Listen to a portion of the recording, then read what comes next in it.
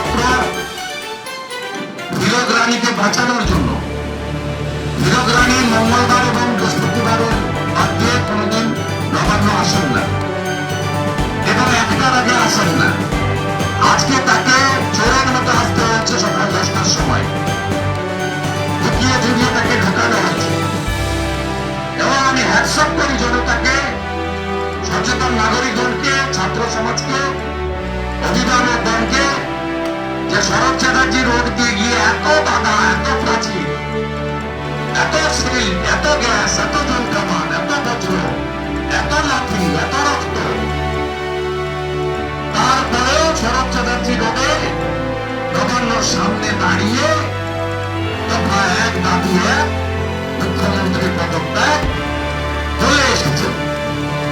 আগামীকালের সর্বাত্মক 12 ঘন্টার মধ্যে আমি ভারতীয় জনতা পার্টির কর্মী সমর্থক শুধু নয়, আরজি করের বেদনাটা মর্মান্তিক, হৃদয় বিদারক যে ঘটনা